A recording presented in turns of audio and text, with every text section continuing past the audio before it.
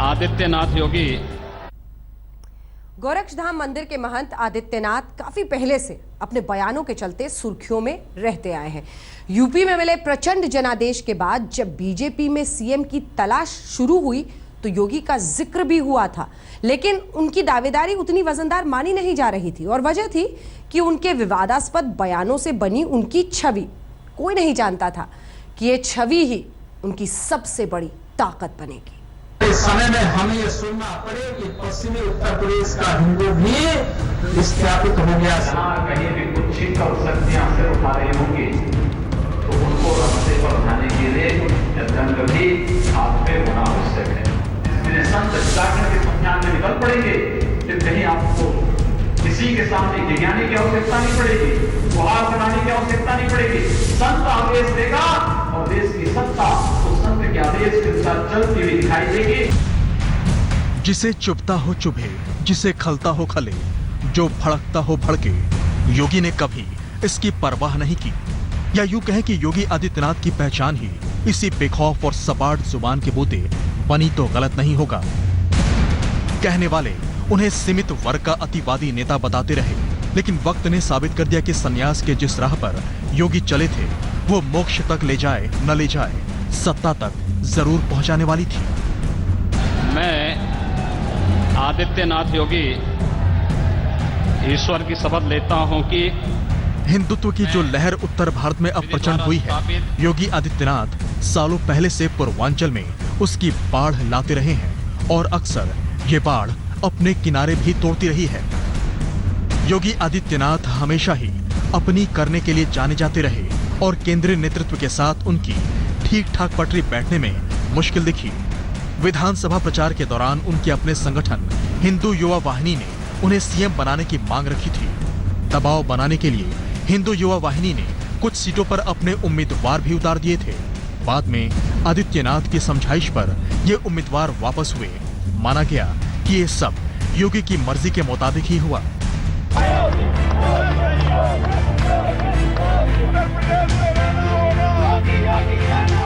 अपने गुरु महंत अवैधनाथ की सीट पर योगी ने जिस तरह अपना अधिकार साबित किया, उससे ये इलाका एक ऐसे अभेद्य गढ़ में तब्दील हुआ जिसकी परे न तो कोई राजनीतिक विचारधारा पहुंच पाई, न ही कोई संगठन। यहाँ जो कुछ थे बस योगी थे। इस ताकत के बूते ही योगी पार्टी लाइन या आला कमान से आगे पीछे भी अपने वजूद का एहसास कराते रहे। जिन मसलों पर अमूमन बीजेपी के नेता भी बोलने से बचे, उन पर भी योगी कभी हिचकिचाए नहीं और बिना लाग लपेट के बात रखी। धर्म परिवर्तन और लव जिहाद जैसे विस्फोटक मामलों में भी योगी के बारूदी तेवरों में कभी सील नहीं आई। जहां कहीं भी कुछ छिप और शक्तियां सिर उठा रही होंगी तो उनको रास्ते पर लाने के लिए जंग भी हाथ में होना आवश्यक है। और इसलिए कहा कि है तो छोटा भी होना चाहिए। ऐसे न जाने कितने वीडियो और न जाने कितने बयान होंगे जिनके बूते विपक्षियों ने बीजेपी को घेरा या बैकफुट पर धकेला, लेकिन हिंदुत्व के पोस्टर बॉय बने योगी ही आखिरकार यूपी के लिए पार्टी की पहली और आखिरी पसंद बने। मुझे ये कहने में कोई संकोच नहीं होना चाहिए कि अयोध्या में भगवान राम का भव्य मंदिर का निर्माण होना चाहिए। ये केवल मंदिर नहीं, ये जन्मभूमि पर मंदिर की बात हो रही है।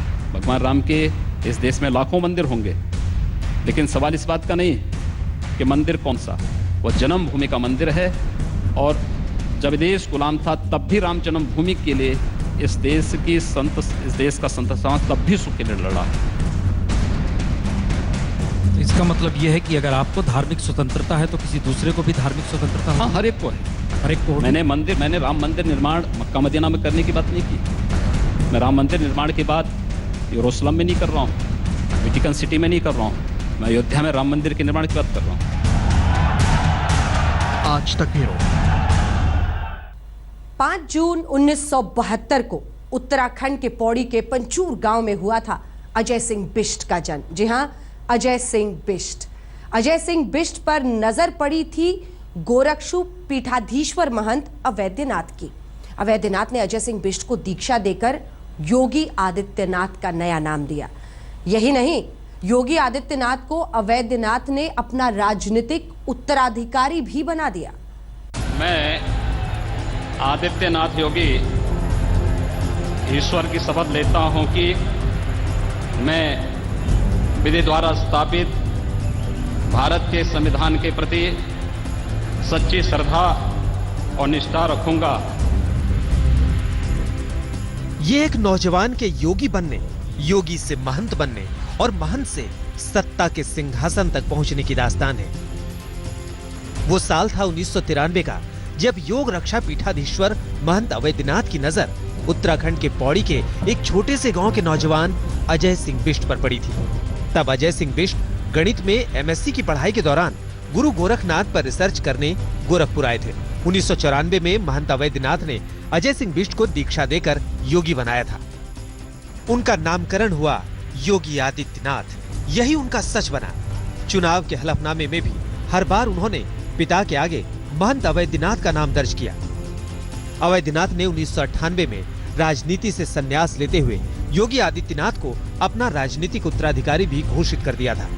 1998 में गोरखपुर से 12वीं लोकसभा का चुनाव जीतकर योगी आदित्यनाथ जब संसद पहुंचे तो उनकी उम्र सिर्फ 26 साल थी और वो सबसे कम उम्र के सांसद थे। वक्त के साथ योगी आदित्यनाथ का कद बढ़ता गया।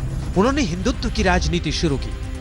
योगी ने हिंदू युवा वाहिनी का गठन किया और धर्म परिवर्तन के खिलाफ मुहिम छेड़ दी।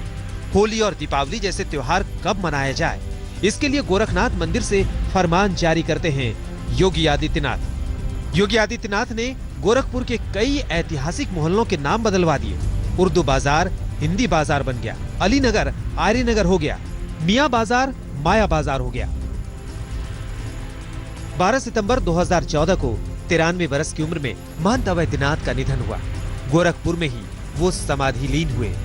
उसके बाद 14 नवंबर 2014 को योगी आदित्यनाथ का महंत पद के लिए बाकायदा राज्याभिषेक हुआ। वैदिक मंत्रोच्चार के साथ नाथ संप्रदाय के महंतों ने उनका अभिषेक करवाया। विधि विधान के साथ योगी आदित्यनाथ को महंत के रूप में अवैधनाथ का उत्तराधिकार सौंपा गया।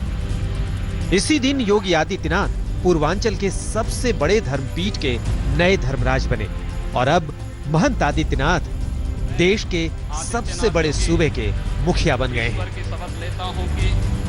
गोरखपुर में गजेंद्र त्रिपाठी के साथ आज तक ब्यूरो।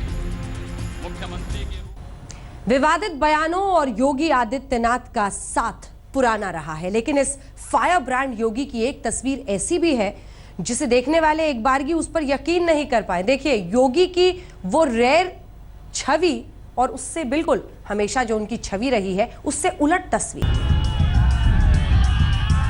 2006 में पूर्वांचल में हुई हिंसा के दौरान बयानों के चलते योगी आदित्यनाथ पर शांति भंग करने का मुकदमा दर्ज हुआ। इसी दौरान उन्हें 11 दिन के लिए जेल में भी रहना पड़ा। इसी वाकये का जिक्र करते हुए योगी संसद में रो पड़े। जहां कहीं भी कुछ छिप कर शक्तियां सिर उठा रही होंगी तो उनको रास्ते पर लाने के लिए जंग भी हाथ पे होना आवश्यक है। और इसलिए मैंने कहा कि 2007 में भी गोरखपुर में हुई हिंसा के मामले में भड़काऊ बयानों के लिए योगी आदित्यनाथ को आरोपी बनाया गया था। उनकी गिरफ्तारी पर खासा कोहराम मचा था। 2008 में आजमगढ़ में योगी के काफिले पर भीड़ ने हमला बोल दिया था। 100 से ज्यादा लोगों ने काफिले के वाहनों को घेर लिया था। इस हमले में योगी बाल बाल बचे थे। इसके अलावा भड़काऊ भाषणों और समुदाय विशेष की भावनाओं को ठेस पहुंचाने के दर्जनों मामले में योगी आदित्यनाथ पर मुकदमे दर्ज हुए। लेकिन ये सब इतिहास की बात हो चुकी है, वो इतिहास जिस पर आज का सुनहरा वर्तमान खड़ा हुआ है। आज तक ब्यूरो। और इसी के साथ इस विशेष पेशकश में इतना ही, लेकिन देश दुनिया की बाकी खबरों के लिए आप देखते रहिए आज तक।